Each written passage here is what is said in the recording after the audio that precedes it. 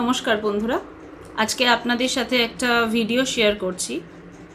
In fact ভিডিওর মাধ্যমে আমার আমার একান্তই ব্যক্তিগত কিছু মতামত, যেটা আপনাদের সবার সাথে শেয়ার করে নিতে চাই। আমি ভিডিও খুব একটা করি না। আজ থেকে ঠিক 3 বছর আগে 31শে মে 2022-এ কলকাতায় যখন আমাদের 90s জেনারেশনের ভীষণ জনপ্রিয় একজন মানুষ, আমাদের সবার ভীষণ প্রিয় কৃষ্ণ কুমার কন্নাথ কে উনি যখন আমাদের ছেড়ে চলে গেলেন, সেই সময় ওনার পরিচিতি, ওনার কাজ, ওনাকে নিয়ে একটা প্রশ্ন উঠেছিল, হু ইজ কে কে কে কে কে এই ধরনের প্রশ্ন একজন বাঙালির মুখ থেকে শুনে এত খারাপ লেগেছিল। সেই খারাপ লাগার জায়গা থেকে আমি ভিডিওটা করেছিলাম। আজকে ঠিক তার থেকে আরও বেশি খারাপ লাগার জায়গা থেকে এই ভিডিওটা নিয়ে আসা। আমার এই ভিডিওটার মাধ্যমে আমি কিছু মতামত, কিছু প্রশ্ন আমি সমাজ মাধ্যমের কাছে রাখতে চাই, সোশ্যাল মিডিয়ার কাছে রাখতে চাই, যে আমরা বাঙালিরা বাঙালিদেরকে ঠিক আর কত রকমভাবে অপমান করব। এই যে রিসেন্টলি একটা ডান্স বাংলা ডান্স, জি বাংলা ডান্সের মঞ্চে যে নাচের অনুষ্ঠানটা হলো, সেখানে চণ্ডালিকার সঙ্গে আধি সিনেমার যে হিন্দি গানটাকে জুড়ে দেওয়া হলো। মানে বেসিক কনসেপ্ট বলতে কি, এটা কিছুই বোঝে না। আমি অবাক হয়ে গেলাম জিনিসটা দেখে, টেলিকাস্টটা দেখে, যে কি করে চণ্ডালিকার সঙ্গে একটা হিন্দি গানকে ভাবনা চিন্তাতেও আনা যায়। আমরা ছোটবেলা থেকে চণ্ডালিকা পড়ে দেখে কত কিছুভাবে আমরা দেখে শুনে জেনে বড় হয়েছি। আজকে হঠাৎ করে সেই জিনিসটাকে এইভাবে পাল্টে দেওয়া হলো। রবীন্দ্রনাথকে নিয়ে এইভাবে কাটাছেঁড়া করার কি খুব দরকার পড়ে? একটু ভেবে চিন্তে কাজগুলো করলে হয় না? তার থেকেও বড় কথা হলো, একটা নাচ যখন আমি স্টেজে পারফর্ম করব, প্রেজেন্ট করব সবার সামনে, তার জন্য একটা আগে থেকে ভালো করে ভাবনা চিন্তার দরকার পড়ে। আমি কি গান সিলেক্ট করব, তার সাথে কীরকম মুভমেন্টস, বডি মুভমেন্টস হবে, কীভাবে আমি নাচটাকে দেব। যখন প্রশ্ন আসে রবীন্দ্র নৃত্যনাট্য, গীতিনাট্য, রবীন্দ্রসঙ্গীত, রবীন্দ্র রচনাবলীর, সেই ক্ষেত্রে তার সাথে একটা যা খুশি হিন্দি গান আমি অ্যাড করে দিলাম, হয়ে গেল। যে হিন্দি গানটাকে জোড়া হয়েছে, তেরে বিনা জিন্দেগি সে কোই শিকওয়া নেই, এই গানটার একটা আলাদা মানে আছে। এই গানটাকেও আমরা ভীষণ ভালোবেসে শুনি। আর চণ্ডালিকা, যার সাথে কারুর কোনো প্যাচ আপ হয় না, কারোর সাথে কোনো তুলনাই করা যায় না, সেই রকম একটা রবীন্দ্র নৃত্যনাট্যের সঙ্গে এই রকম একটা হিন্দি গানকে দুম করে তুলে এনে সেখানে মার্চ করে দিলাম। কি করে পসিবল এটা? যখন এই ভাবনাটা এসছে, যিনি এই ভাবনাটা ভেবেছেন, এই নাচটাকে স্টেজে প্রেজেন্ট করার আগে তো এরকম ভাবনা তো ভাবতে হয় যে এই নাচটা করব, তার সাথে এই গানটা করব, এই গানটার সাথে এইরকমভাবে হবে। চণ্ডালিকার সঙ্গে এই হিন্দি গানটাকে জুড়ে দেওয়ার ভাবনাটা তার মাথায় এলো কি করে? একজন সংবাদ মাধ্যমে প্রশ্ন করেছেন যে রবীন্দ্রনাথকে নিয়ে কি আদৌ পড়াশোনা করা আছে, চণ্ডালিকা নিয়ে আদৌ পড়াশোনা করেছেন? এই সেম প্রশ্নটা আপনাকেও করতে চাই। আপনি নিজের, আপনার কি বেসিক কনসেপ্ট আছে রবীন্দ্রনাথকে নিয়ে? যদি থাকতো তাহলে মনে হয় না এই ধরনের বোকামিগুলো করতেন। যে রবীন্দ্রনাথ ঠাকুরকে গোটা বিশ্ব মাথায় করে রাখে, যে রবীন্দ্রনাথ ঠাকুর এবং তার প্রত্যেকটা রচনাবলী বাঙালি জাতির, গোটা বাঙালি জাতির মাথার মুকুট, সেই মাথার মুকুটকে এক ঝটকায় মাথা থেকে ফেলে মাটিতে ফেলে দিলেন।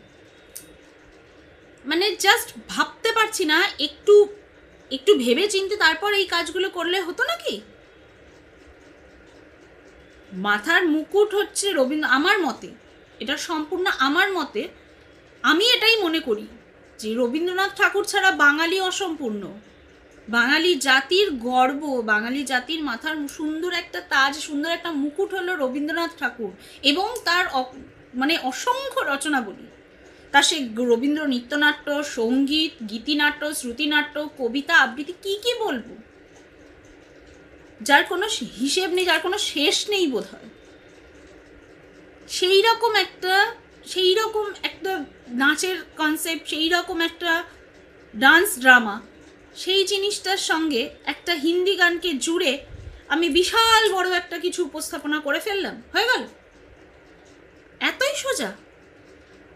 এইভাবে রবীন্দ্রনাথ ঠাকুরকে অপমান করাটা কি খুব প্রয়োজনীয় ছিল?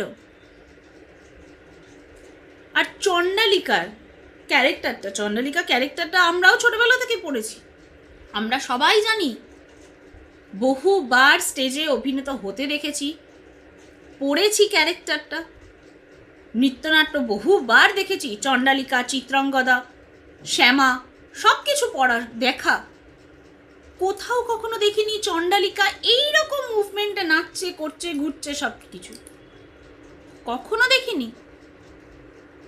এই ধরনের ক্যারেক্টারকে এই ধরনের গানে ফেলার আগে একটু ভেবে চিনতে তারপর কাজগুলো করুন। যাকে খুশি নিয়ে আপনারা ছেলে খেলা করুন, জোকস করুন, মজা হাসি ঠাট্টা যা খুশি করুন, যত খুশি অপমান করুন, দয়া করে রবীন্দ্রনাথ ঠাকুরের মতো মনীষীদেরকে ছেড়ে করুন।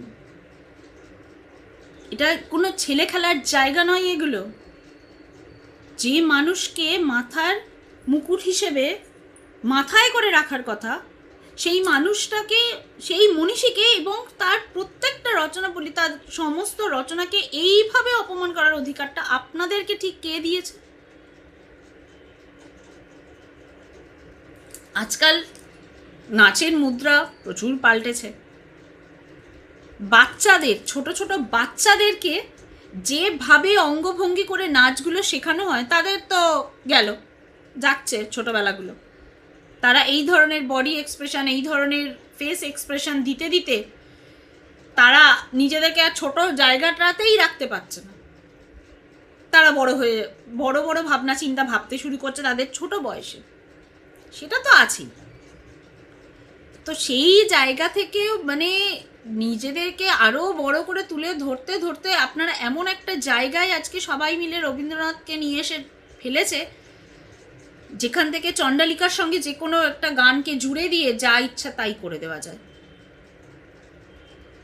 বাঙালির ইমোশনস, রবীন্দ্রনাথ ছাড়া বাঙালি অসম্পূর্ণ, বাঙালির জাতি রবীন্দ্রনাথ ঠাকুর ছাড়া অসম্পূর্ণ। সেই রবীন্দ্রনাথ ঠাকুরকে ভরা স্টেজে এইভাবে অপমান। আবার প্রশ্ন করা হচ্ছে, রবীন্দ্রনাথ ঠাকুর নিয়ে, চণ্ডালিকা নিয়ে পড়াশোনা করা আছে তো?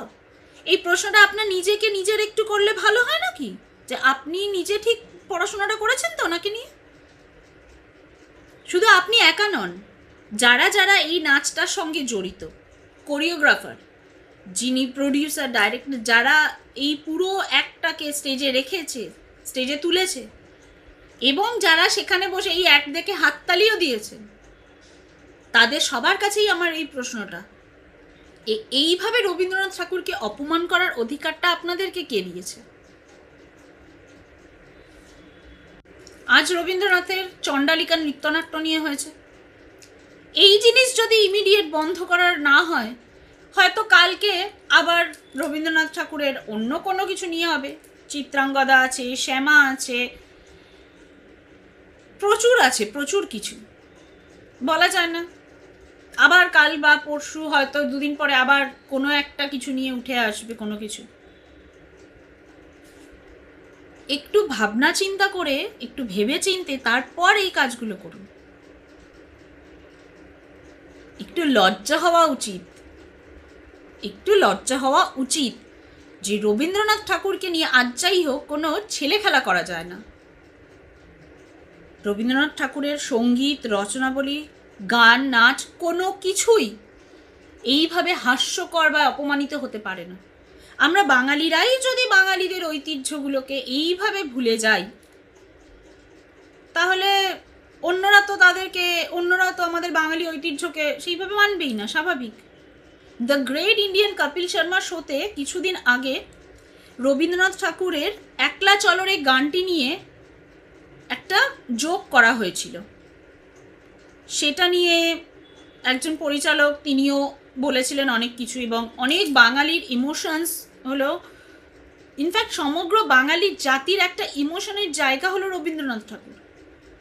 তো রবীন্দ্রনাথ ঠাকুরকে নিয়ে ছেলে খেলা, হাসি মজা, আনন্দ, ইয়ার্কি, এই জিনিসগুলো আমরা বাঙালিরা কোনোদিনও মেনে নিতে পারিনি, কোনোদিনও মেনে নিতে পারবো না। তো তারা তো না হয় বোঝে না বাঙালির রবীন্দ্রনাথকে, কিন্তু বাঙালিরা তো বাঙালির রবীন্দ্রনাথকে বোঝে। তারা কি করে এইভাবেই আর কি মানে বাঙালির রবীন্দ্রনাথের সমস্ত কিছু নিয়ে যা খুশি আমি একটা প্রেজেন্ট করে দিলাম, হয়ে গেল, তার কোনো কিছুর কোনো একটা ভ্যালু থাকবে না। আমি একবারও বলছি না হিন্দি গানটি খারাপ, কিন্তু তার একটা আলাদা মানে আছে। এটা একটা প্রেম বিরহের গান, তেরে বিনা জিন্দগি সে কোই শিকওয়া নেই, গানটার লাইনের মানেটাই আলাদা। এই ধরনের গানকে আমরাও খুব ভালোবাসি শুনতে, ভীষণ ভালোবাসি শুনতে। আমি নিজে অফ টাইমে শুনি, কিন্তু তাই বলে চণ্ডালিকা বা চিত্রাঙ্গদা এই ধরনের নৃত্যনাট্যের সঙ্গে এই রকম ধরনের হিন্দি গানগুলোকে যদি মার্চ করে আজকে কিছু একটা বড় কিছু ভাবা হয়, করা হয়, সেটা জাস্ট মেনে নেওয়া যায় না, কোনো মতেই সেটা মেনে নেওয়া যায় না। বাঙালিরা বাঙালির ঐতিহ্যকেই যদি সম্মান করতে না পারল, তাহলে আর কিসের বাঙালি? এমন রচনা। আর আমার তো মনে হয় রবীন্দ্রনাথ ঠাকুরের গানকে, নাচকে, তার রচনাবলীকে ধীরে ধীরে অপমানিত করা শুরু হয়েছে সেই সময় থেকে, যে সময় থেকে রবীন্দ্রসঙ্গীতের ওপর থেকে পেটেন্ট জিনিসটাই তুলে নেওয়া হলো। যে না, রবীন্দ্রসঙ্গীতের আগে একটা ব্যাপার ছিল যে এই মিউজিক, রবীন্দ্রসঙ্গীত মিউজিক নিয়ে কোনো রকমের কোনো কাটাছেড়া করা যাবে না। যে মিউজিকে যেমন গান, যেমন সুর যেখানে আছে সেখানে ঠিক সেই রকম সুর দিয়ে সেইভাবেই করতে হবে।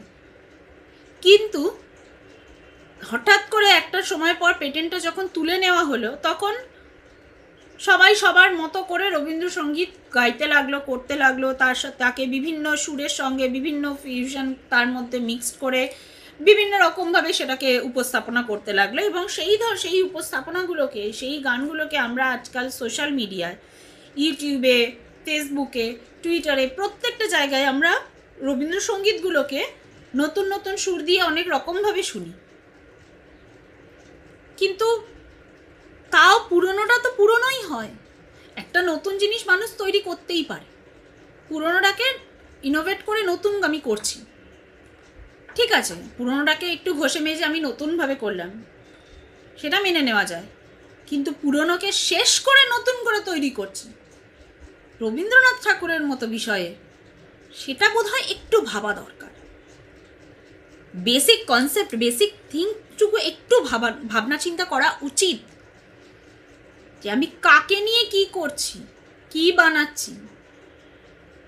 রবীন্দ্রনাথকে নিয়ে কাটাছাড়া করার আগে দয়া করে নেক্সট টাইম থেকে এই জিনিসগুলো একটু মাথায় রাখবেন, যে মাথার মুকুটের জায়গাতেই মানায়, পায়ের নিচে রাখার জায়গা সেটা নয়। দয়া করে এই ধরনের চিন্তা ভাবনা করা এবং সেই অনুযায়ী কাজ করা বন্ধ করুন। বাঙালি হয়ে বাঙালির ঐতিহ্যকে বুঝতে শিখুন। আমরা বাঙালিরাই যদি বাঙালির ঐতিহ্যকে না বুঝি, না পাত্তা দিই, তাকে মাথায় করে না রাখি, তাকে সম্মানটুকু না করি, তাহলে অন্য কারোর কাছ থেকে এই সম্মানটা এক্সপেক্ট করা উচিত নয়, যে তারা আমাদের বাঙালির ঐতিহ্য, আমাদের বাঙালির যা গর্ব, সেগুলোকে মাথায় করে রাখবে, সেগুলোকে সম্মান করবে। বাঙালি সবাই যারা খুব গলা ফাটান, তারা অতিরিক্ত মডার্ন হতে গিয়ে বাংলাটাকে যেমন ভুলে যাচ্ছেন না, তেমন এইগুলোকেও ভুলে যাবেন না। যে রবীন্দ্রনাথ ঠাকুর কেন, শুধুমাত্র রবীন্দ্রনাথ ঠাকুর নয়, রবীন্দ্রনাথ ঠাকুর, বিভূতিভূষণ বন্দ্যোপাধ্যায়, শরৎচন্দ্র চট্টোপাধ্যায়, বঙ্কিমচন্দ্র চট্টোপাধ্যায়, এদের কাউকে নিয়ে কোনো রকম কাটাছেড়া করা, ছেলে খেলা করা যায় না, সেটা উচিত নয়। যে যেখান থেকে যা পাচ্ছে, এটার সঙ্গে ওটার সাথে সেটা জুড়ে দিলাম, হয়ে গেল, একটা জগা খিচুড়ি পাকিয়ে স্টেজ পারফরমেন্স দিয়ে দিলাম, হয়ে গেল, মিটে গেল।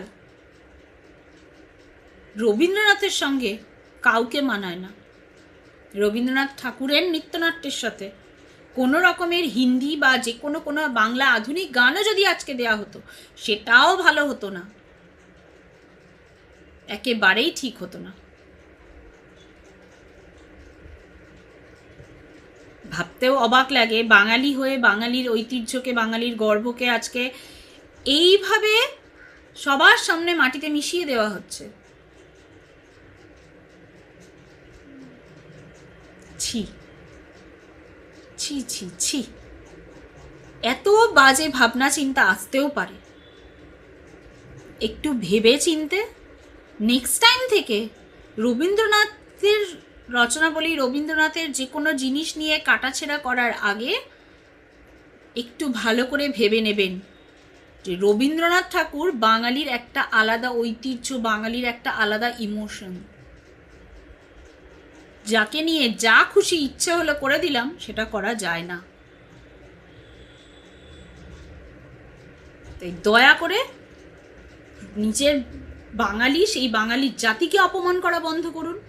বাঙালির ঐতিহ্য, বাঙালির গর্ব, সেই জিনিসগুলো, বাঙালির অহংকার যা, তাকে অপমান করা বন্ধ করুন। নমস্কার।